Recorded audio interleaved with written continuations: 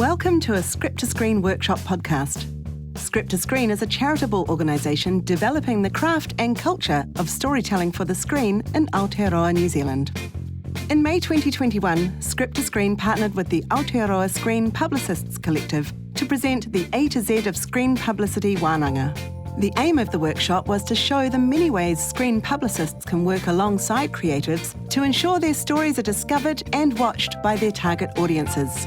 The sessions were recorded, and this is one of 10 that you can listen to. Each session has its own whakatauki befitting the theme of the discussion. He aha te mea nui o te ao. He tangata, he tangata, he tangata. What is the most important thing in the world? It's people, it's people, it's people. Welcome to A is for Audience. In this session, you'll hear Rueben Wiremu, Senior Manager at TVNZ Marketing, Amatailevi Stella Muller, Director at Bright Sunday, and Stephen Smith, Head of Audience at RNZ. They're discussing the job of creating a real connection between your story and its audience with Gemma Gracewood, Editor-in-Chief of Letterboxd, the social network for film lovers.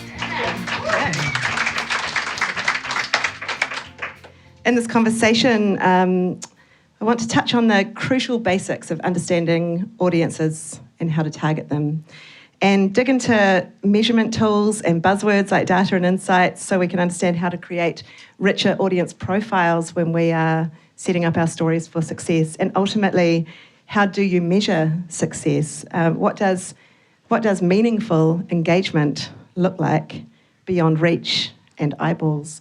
But I guess my first question for all of you, but I'm going to start with Stella because hands up if you're from South Auckland. Yeah. Oh, Stephen, sorry about that. You can go next. When you think of audience, what is audience to you? I mean, audience for me is about helping our clients connect to the people and the market that don't know that they need you or have a desire or need to connect with your product, service, brand. Yeah. Audience for me is quite broad because we at TVNZ are looking at all sorts of demos, but largely anyone 18 to 54 is who we commercialise and sell our advertising to. So for us, it's quite a broad audience, but it's anyone that's interested in being entertained or informed. Kia ora. At RNZ, we describe our relationship with the audience as being, the aspiration to develop a lifelong relationship with all the people of Aotearoa. So in a commercial context, people pass through demographics, through their lives, and that's the focus of the interest for commercial media for RNZ. It starts essentially, from the day they're born. We're trying to think about how we develop that relationship. We understand we have a way to go, but we make the distinction between an audience and all the people of Aotearoa. My first reaction to that is Bad Jelly the Witch. I think that probably developed, I don't know about anyone else here, but yes. That's how you get them young, over at public radio. And then they have kids, and then you got them again. Yeah. So what do you love about working in this space, in the space between the content and the people who receive it? What do you enjoy about that? It's such a mysterious art to the rest of us. We just want to make the stories. For me personally, it's the privilege to work in an industry that touches people emotionally, and there are so many great stories, both locally and internationally, that get to be told. And there's personalities and there's societal issues that you get to address, and the fact that we have that privilege and that platform to communicate with people on an emotional level, it's truly amazing.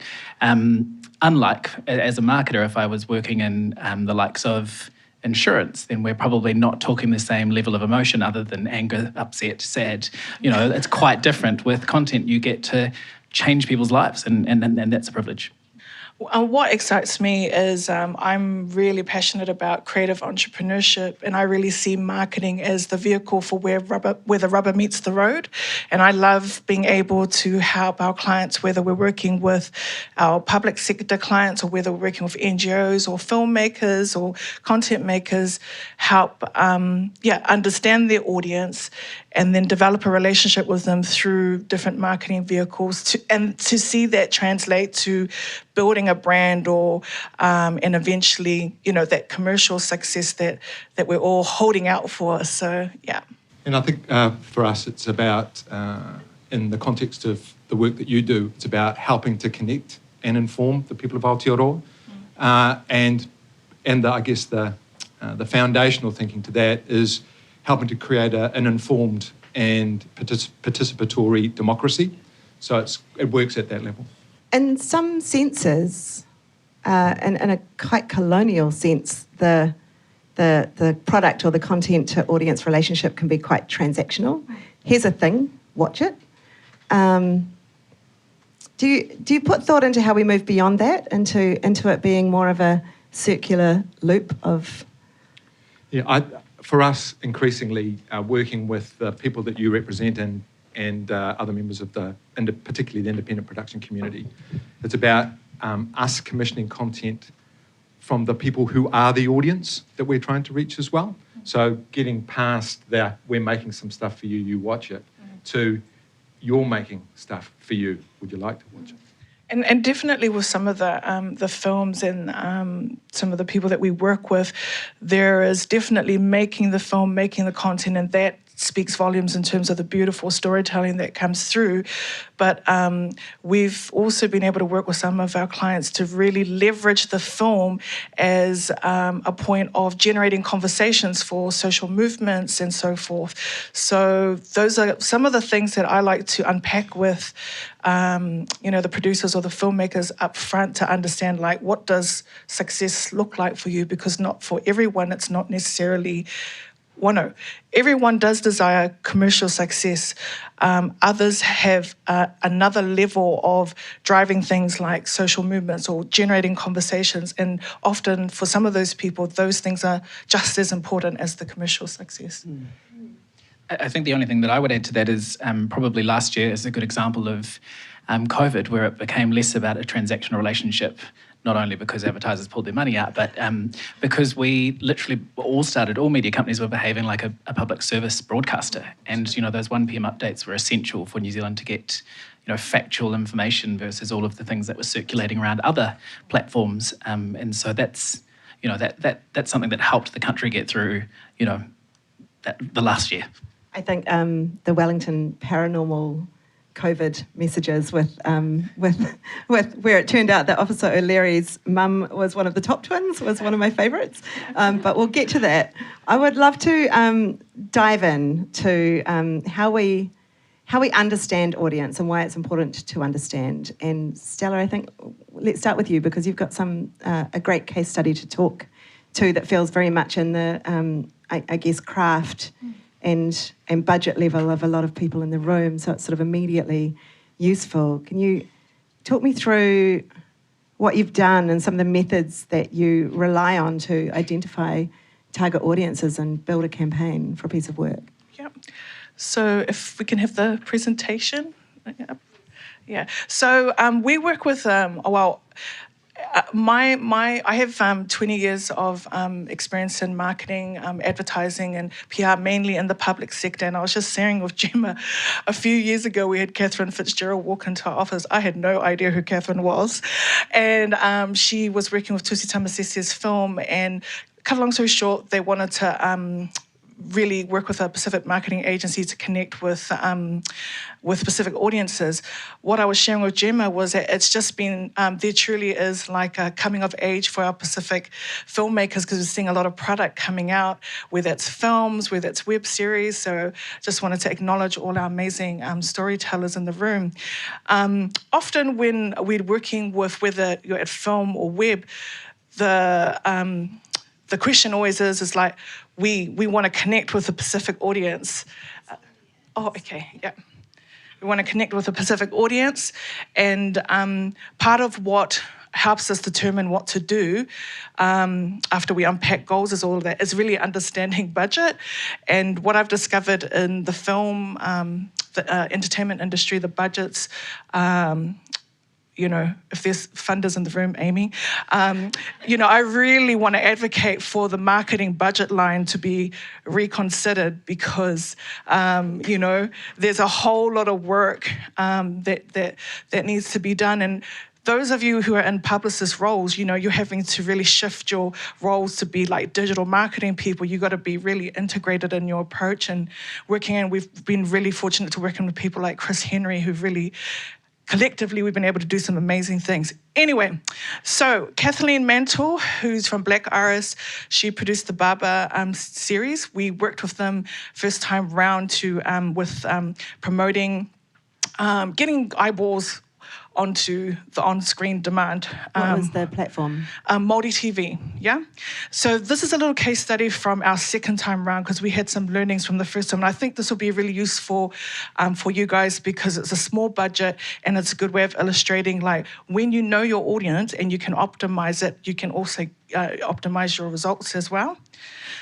So basically, because I cannot see it down here.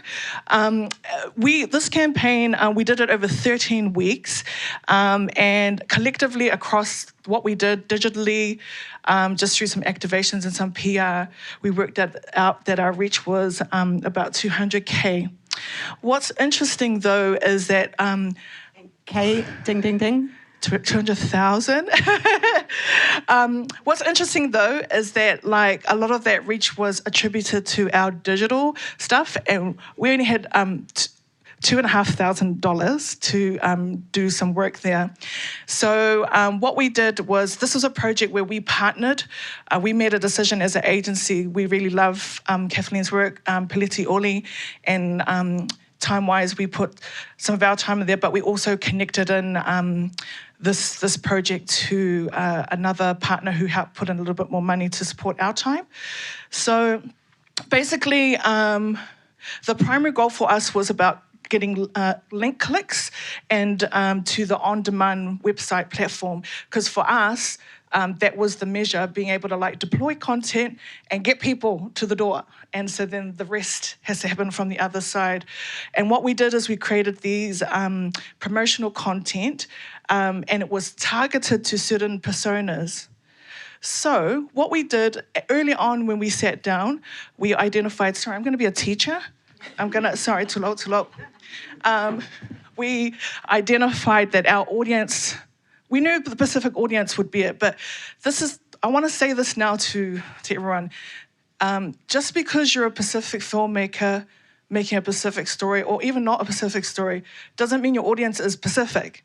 This is the thing, we need to speak into that. So what we did was we looked at the audience like pop culture. There was a pop culture persona, like people who'd be interested in the whole thing around haircuts and pop culture around hair. Then we looked at people who were interested in the Pacific culture because the content had some really good narrative about life as a first, second generation New Zealander, parents who migrated here. There was good stuff around that. And there was this awesome, rich content about men's mental health. So what we did is we created these 7 pieces, and in here, I know you can't see it, but we had identified the demographics, the geographics of these groups, and interests that maybe some of these men might have. So how do you identify that? You just gotta use your logic. And because none of us can really afford like Nielsen research reports to like do this kind of stuff, right? So I call it fishing. You just got to start with logic, maybe looking at other campaigns and, guessing some of it, and then you got to go out fish and watch the performance of your content. So what was the result?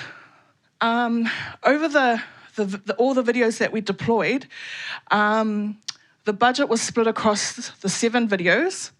And we let the KPIs of the video, the performance of the video, dictate how much more we would put around it. Okay. What is a KPI? Key performance indicator, like metrics, like how's it performing? Was that time over? No, that was just... sorry. I've just realised for our panellists, Rueben was the only one here in the room when we established the rule. Which is that whenever there's an acronym or a buzzword, you've got to spell it out. And you might hear someone say ding, ding, ding, and in this case it's me. So for those of you who are new to digital marketing, the way that you look at metrics is reach, like, how far is the net cast, who actually viewed it, which is the next layer in, who actually clicked it, who actually engaged, which means they might have commented, share, post, whatever.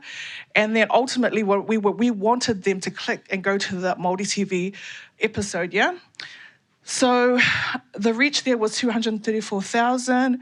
Episode 2's trailer about Peleti's parents and their sacrifice was the strongest. And I just want to play that for you now, 15 seconds. And then we'll also play the manu, which is another 15 seconds. As we swear in the first Pacific Island councillor in the history of the Hastings District Council. I was born in Savai in Aotearoa in a small straw hut. So I acknowledge my parents. They sacrificed their education, they sacrificed their careers to give us an opportunity, moved us here to a foreign land, and now we're here.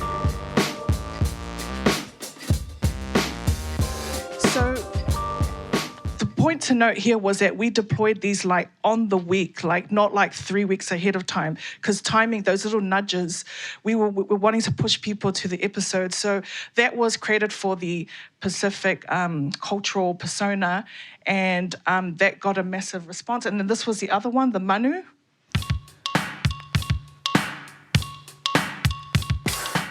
I want to get a diving pool where kids can do bombs. They don't allow you to do manus anywhere in Hawke's Bay.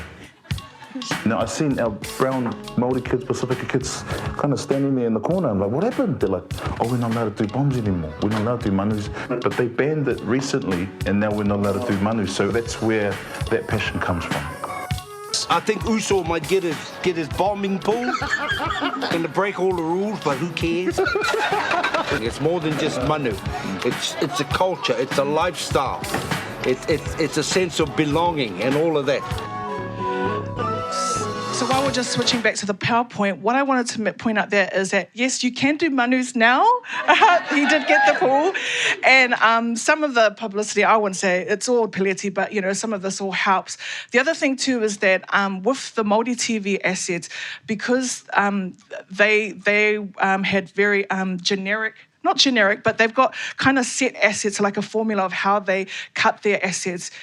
You wouldn't have been able to get that kind of deep dive for content, so that's why we cut separate content, separate to the trailer, so that we can speak more specifically into those personas. I have a question about who cut it, who you worked with to cut it.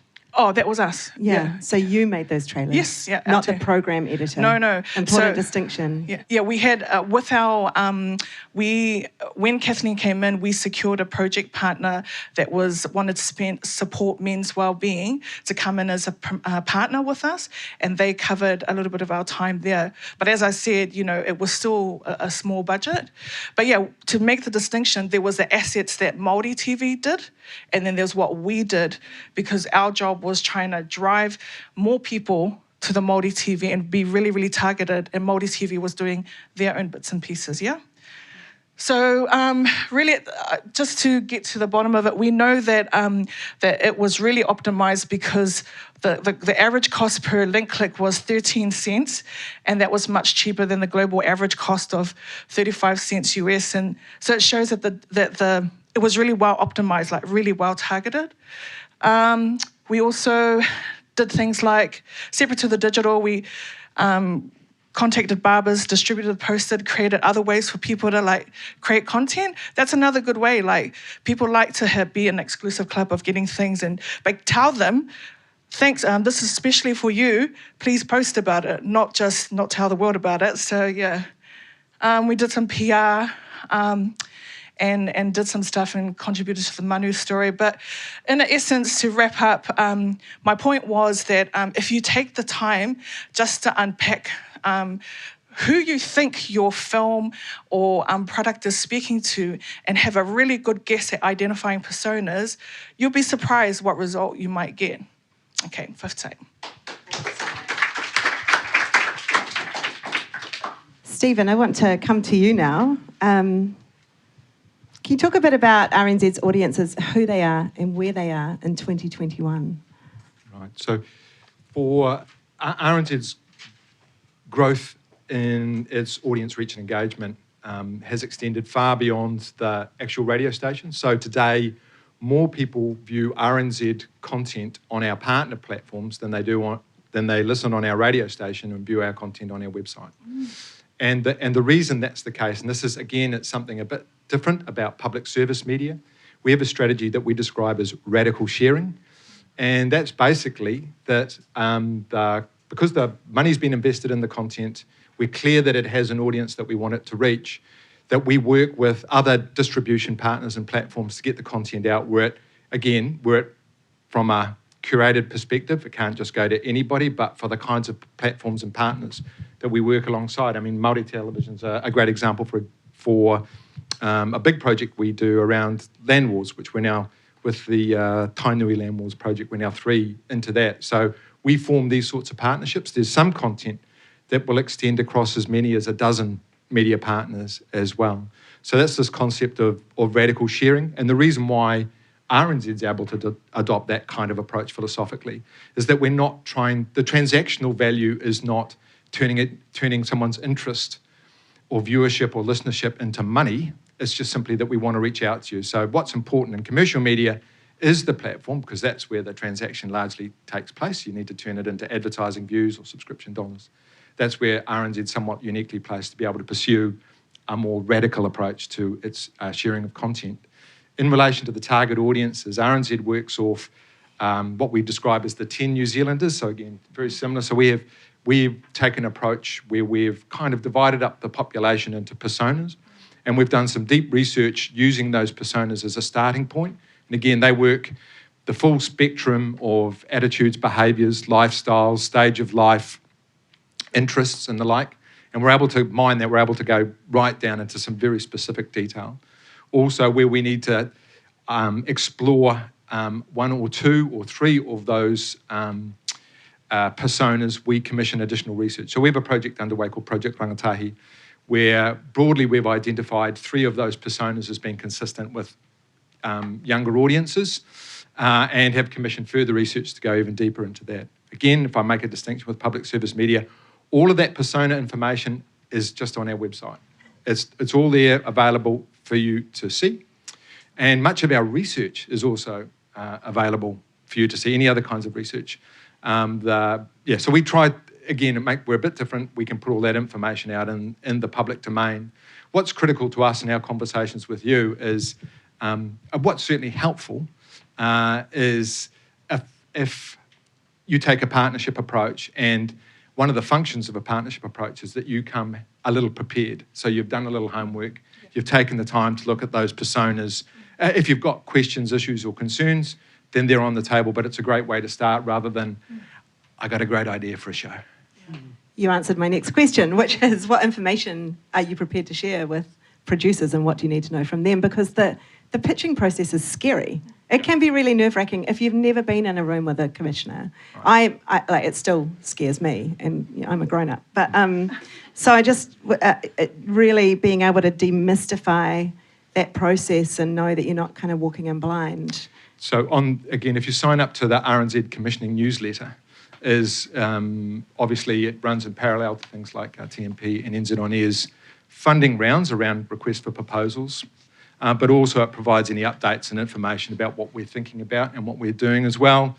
There's collateral material around what we need from publicists, consistent with that partnership approach and understanding the time value of the information that we need from you as well. So there's a lot of collateral that's sitting in there.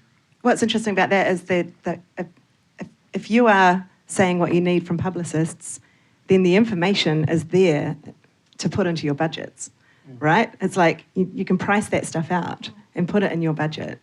Yeah, it feels and I know it feels like a no-brainer to say, but I can never stress that enough.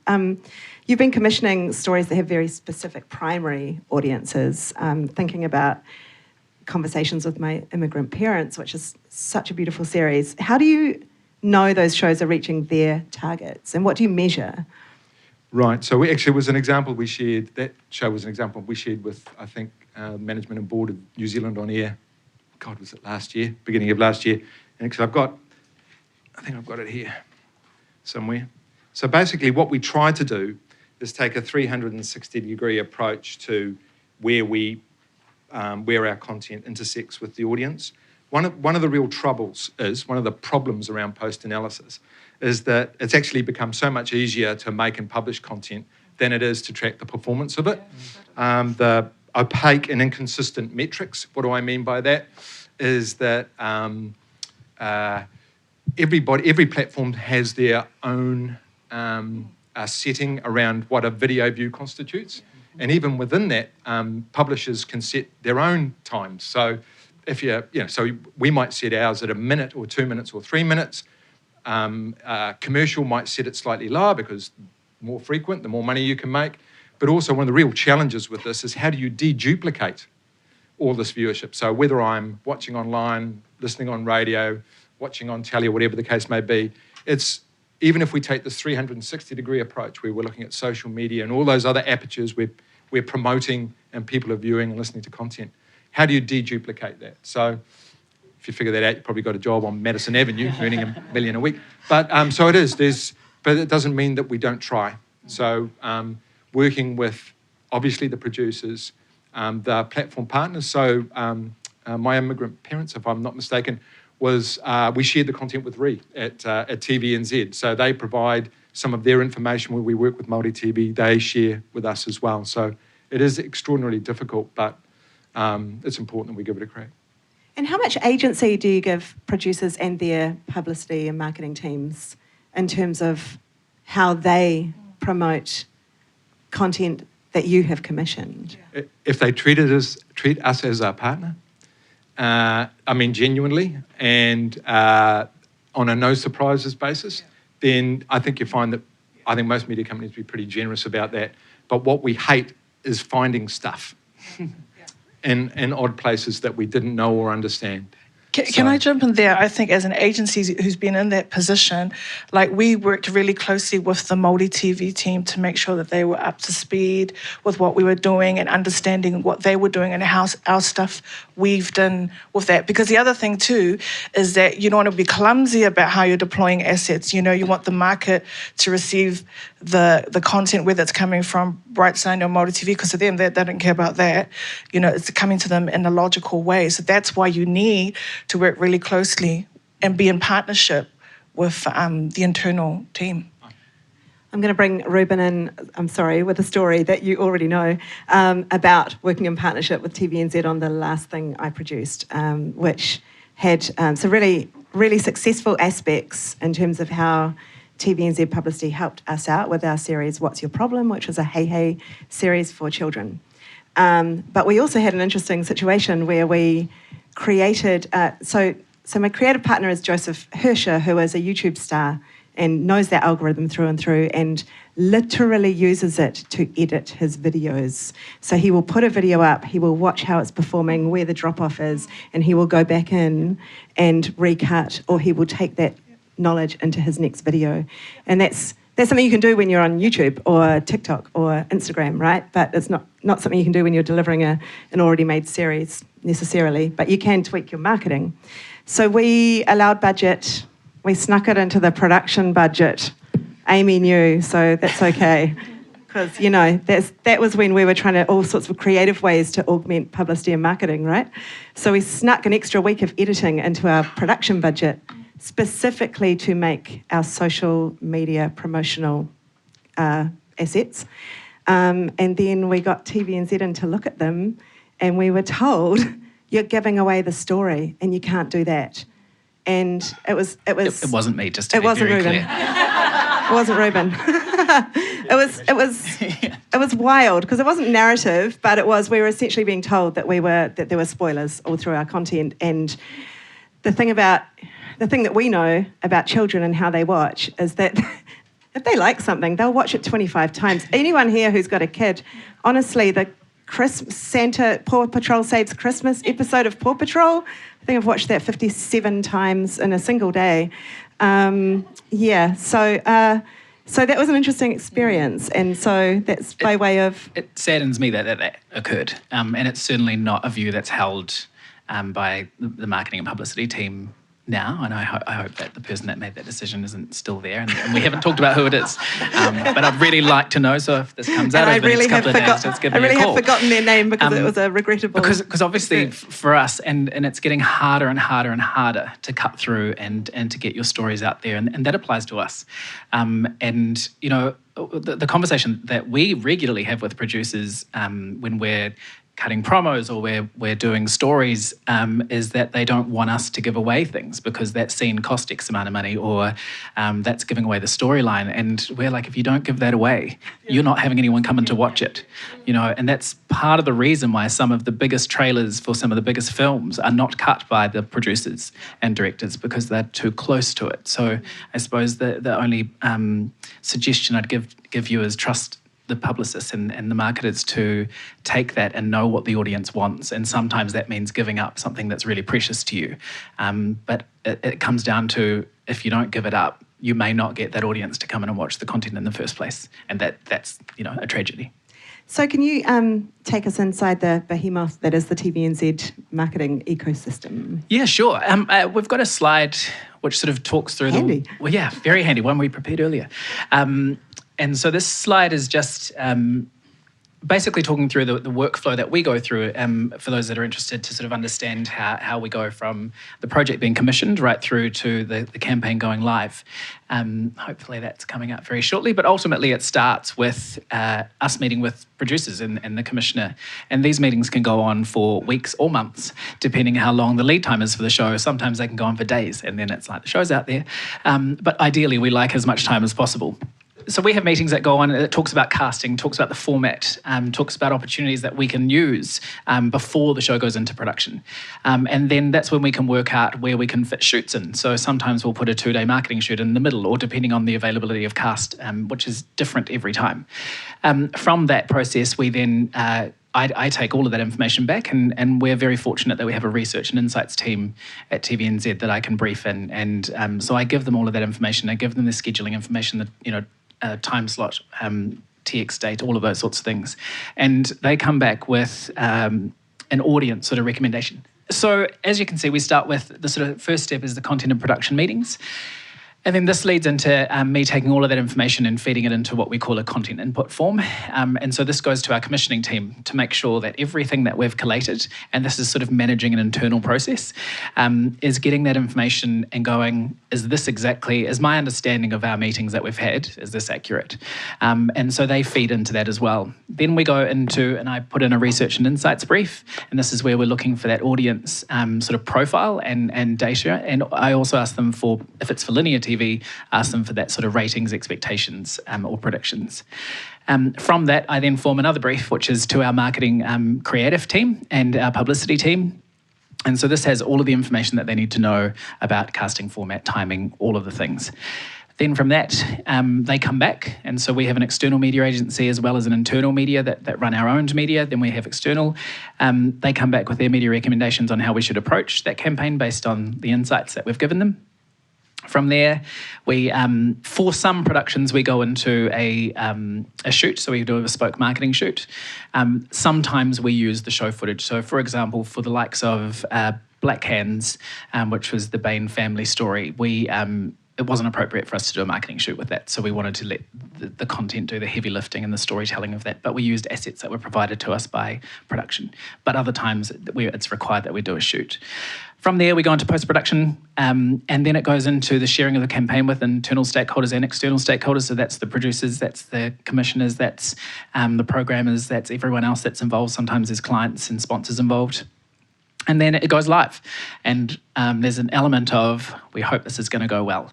And sometimes campaigns are well received and sometimes they're not, and that's the reality of the world we live in. It's the same with content. Sometimes you find an audience that love it and sometimes they don't like it. And it's something you genuinely have to learn to live with, and it's taken me 8 years and I'm still learning, because you get so close to the content and the campaign and the treatment of it. And then the show launches, and then there's ongoing sort of support. So this is just sort of a top-line summary of the workflow behind it. Or is there a threshold of shows? Yeah, fair question. So this is sort of a top-line summary of what goes on, but there are variations of this depending on, largely if it's linear TV, it comes down to when it's been, what time it's been put into, because based on resource that we have, we don't have the ability to support everything as far as every local production that we have. But what would an on-demand, a show that you've commissioned purely for, and on that note, what value does local content have if it's solely on demand when you're commissioning it just for your on-demand platform? Why do you do it? So on-demand is treated as a channel, so it's treated equally now to TV1 and TV2. So it is in its own right, its own platform. It has content that is just for on-demand, and it has content that launches simultaneously across both or all of the platforms. So it varies by show, but certainly on-demand content is not treated as a poor cousin, which it was previously. And what information do you share with producers at what point? Like how open are you? Are you sort of radically transparent, or is there stuff you hold back in terms of how you measure success? There genuinely isn't, and this may have happened in the past where not all information was shared, but I don't really see the advantage to anyone to holding that back. And so if you want to know information, if you want to know the audience profile and compare it to what you've got of your own, then let's do that. Let's have that conversation early, because hopefully they're the same. But obviously we're using this sort of data of knowing what audiences are watching and similar content if that exists. And you may have a different view on that, or it may be the same, but we can totally compare notes. That's not a problem. Just ask. I mean, that would be great. I mean, like for those who are looking to work out their audiences, a bit like if you were trying to compare like cans on the shelf, you know, which one sold better, you know, for producers to be able to have access to how other programs performed would be really insightful for informing their marketing as well. So that would be great. Yeah, like sharing with other producers, not just the producer you're dealing with. I guess one thing that would be great before I open it up to questions to understand, especially I guess in the RNZ space and in the space of less commercial stories, is what does success look like? How do you quantify it? How do you, I mean, we've talked a bit about social impact, but yeah, what does success look like? What are some shows you're proud of and why? It's funny. I understand quantify. Quantify by itself is not how we. So obviously, the number of people reading, listening, is important, but we also qualify. So we have commissioned and will make programs for Westport in the South Island, and if we get a great response from the local community in Westport, job done, right? So because we're not trying, the measure there is more about a quality of engagement rather than trying to deliver a massive audience. It's still important for us to reach as many New Zealanders as we can, and it might be surprised this group, there are still a reasonable proportion of New Zealanders that arguably don't even know RNZ exists. So we've also got a bit of a job to do there. So we look at it on I guess quite a multi-dimensional level. In some part around the Innovation Fund, it was about building capacity in the production industry. So part of the success there was the success of the producer themselves, how they developed in the course of that particular project, and obviously how the audience for whom that particular piece of content responded to it as well. But I do emphasise we look for both a quantitative and qualitative outcome. So a lot of our research is about how people feel and relate to the content, not just the raw numbers. Excuse me, how do you measure how people feel? So we run qualitative research. The question, sorry, for the back was, how do you measure how people feel? Okay, so- Excellent question. So we run qualitative research, and again, that's all in the public domain. If you go to the RNZ website and you look at documents that are available, you'll see a report called Value Indices. If you take a look at our annual report as well. The other thing that we monitor very closely is, again, there's more qualitative things like trust and favourability. So again, we look at not just our own research around an important quality like trust, but we also look at the recent AUT research and the way that other people measure trust as well. So it's not enough to say that a number of people watched the show to understand whether they cared about it or whether it made an impact on it or whether they'll ever come back again. Rueben and Stella, I'd love you to both speak to that question as well. For those of us who if you don't have access to that type of funding to do that type of research, don't underestimate your social media comments. And we often kind of go through and scan those, and you'll be surprised, like some key themes that kind of pop up that would inform how people feel, or just insights on like, oh, they really love that episode for XYZ reason. So social listening is really important. With a filter, right? So don't take everything you read on social media as gospel. Because if we did, we wouldn't commission any local shows or any shows, because there's always haters out there, and it's exhausting for our social team to deal with that every single day. Apply a lens. You can get a sentiment from it, but don't necessarily listen to the loudest voices on social. Ours are very similar as far as researching and measuring success. I suppose that the only thing that I would add to that would be that we have commercial demographics for each of our channels, and that's just the reality of our world. And so success for us is achieving the commercial success in that target audience. So whether it be 25 to 54 for TV1, TV2 is 18 to 49, TVNZ On Demand is 18 to 54. So as long as we're achieving those, then that's sort of the ultimate measure of success for us. I just want to ask two quick questions before handing it over. When I binged The Creamery, sorry, there's no Great show. Yeah, great show. When I binged Creamery, I got advertised on demand. So I watched it, the first episode live, because I'm a good New Zealander, and then binged the rest. And all the ads were for luxury cars, and I rode my bicycle here today. So you are barking up the wrong tree there, my man. Can you please explain on-demand advertising, given that I'd love to look at that slide, given that you have quite a good drill down in terms of who is watching on demand. It's a beast of a conversation, that one, and I'm not sure I can do it justice in a very short space of time, but there are many reasons why you may have been served those ads. It depends. It's all right. Another friend got served milk ads, which was hilarious. Good. When you think about it. Good, excellent. Creamery. Pleased to hear it. There are so many reasons it can ultimately who the advertisers asked to target, and that's not necessarily within our control. It can be the time of day that you watched based on ads being served and caps, and there's so many things that we could sort of dive into as far as that's concerned, but there's a whole bunch of activity around and work going into On Demand about making sure that those ads are served relevant to the audience. If you're interested in reading up on that, it's called programmatics. It's how these digital, how they turn up, and so programmatics is the science behind the digital marketing, if you want to Google.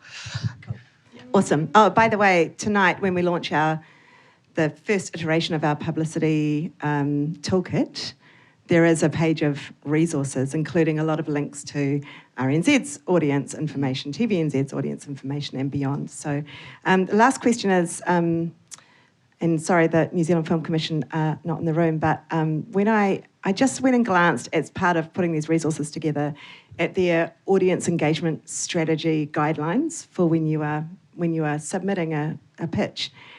And it said, tell us who your audience is, e.g., 18 to 39 female skewed. Is that good enough anymore? That feels really not good.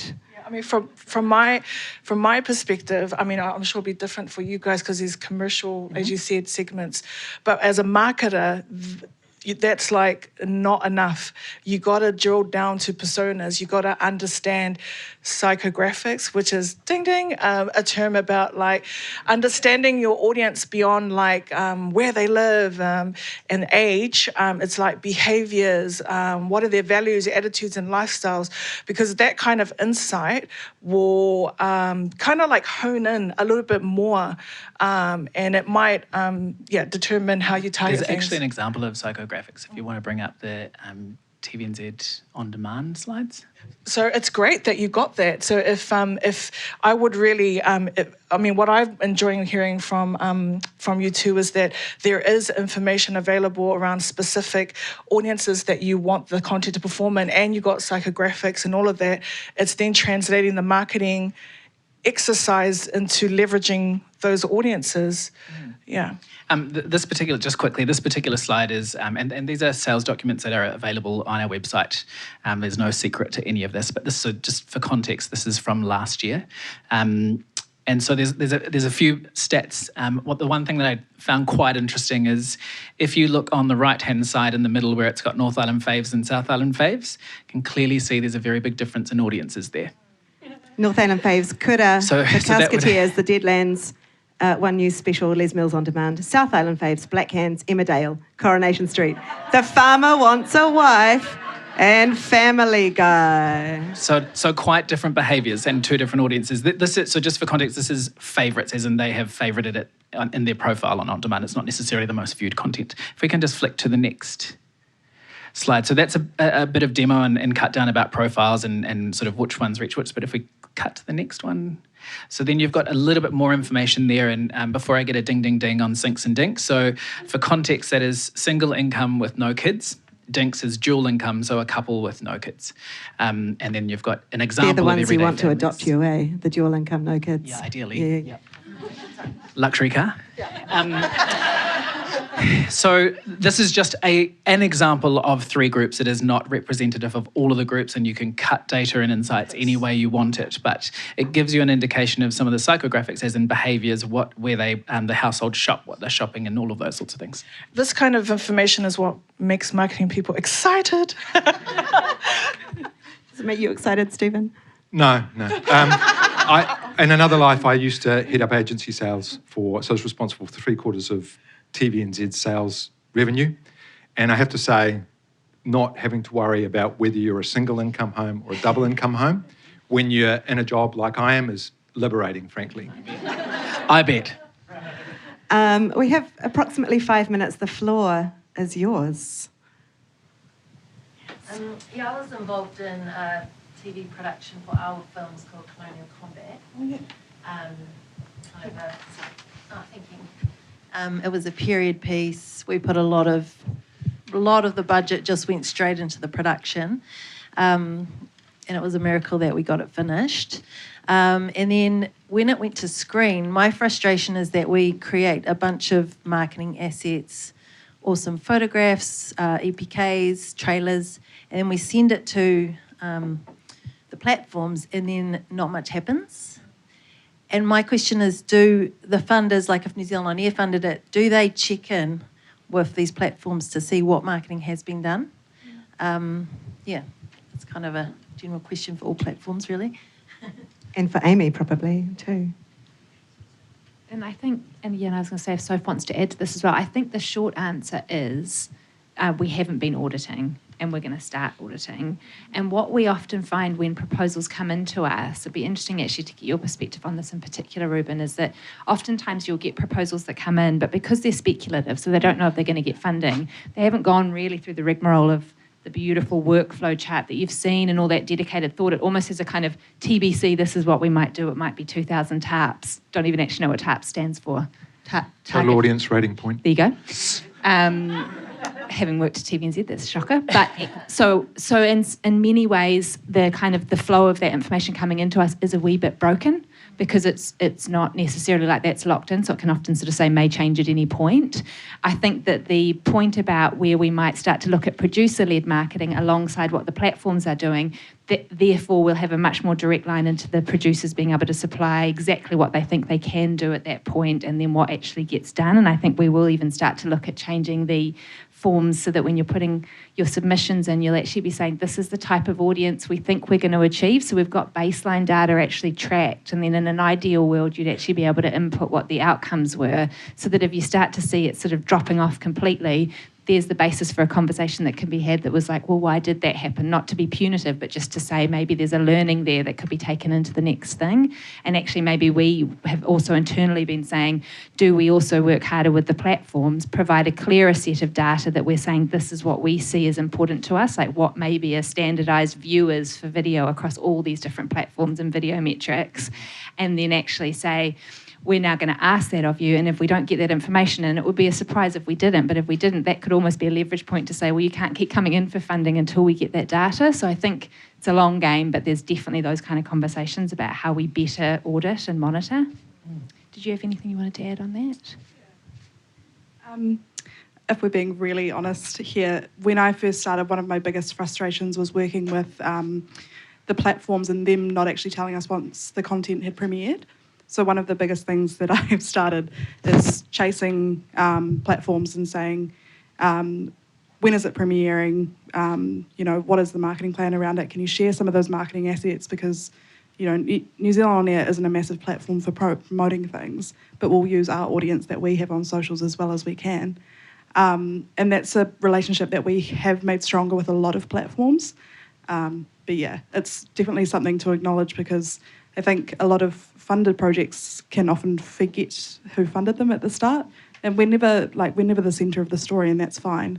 But I believe that every single person in an audience counts, so I don't understand why people wouldn't share as much as they can. But that's just me. So maybe a bit too frank, but yeah. Is that work wasted? Yeah, I mean, it's hard because I don't know that specific example, so I'm going to speak in a broader sense.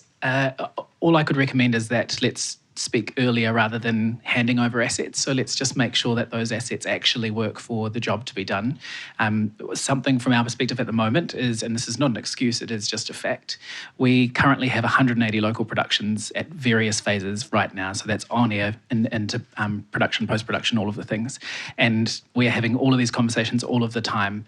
There is only so much inventory that we have to use all of these assets. So if we can speak early enough and we can sort of align on things, then we can have a clear plan of what we intend to use and maybe what's a luxury or a nice to have. And what local platforms need and what international distributors need are two different things as well. So I would say it's never wasted. But question up the back. Kia ora, he pātai. So am I close enough now? Kia ora. So my question is, seeing a lot of amazing data transformed into information for us, and after having a little kōrero at our morning tea about how some people who don't watch, I know this is naughty, but watching our local productions, how do you re-engage with the disengaged? I suppose is my question, especially for minority communities. As someone who is not a platform and I'm not a filmmaker, I'm the marketing folk and just have a genuine desire to connect. I think that I do think that there is another layer of marketing that can be done by the makers themselves to support. So there's what the platforms will do, but I think a bit like what we did with the barber, we set up that social media channel and we work with them to share, bite-sized information, what's Peleti up to keep engaged, because we knew that the second barber was coming up. We didn't stop talking to the audience after Barber 1. Once you set up your page for your movie, your film, or whatever, after your film runs, you've got to think about how you keep talking to your audience so that when your next project comes along, you've got a following there. So part of it is that you got to take responsibility around building your brand and your products and presence in the market. The A-to-Z of Publicity Workshop podcasts are proudly supported by New Zealand On Air's Industry Development Fund, the US Embassy, and Images and Sound. Music for the podcast was provided by Poddington Bear, whakatoki by Lalena Fe'onati, and voiceover by Gemma Gracewood. Kia ora.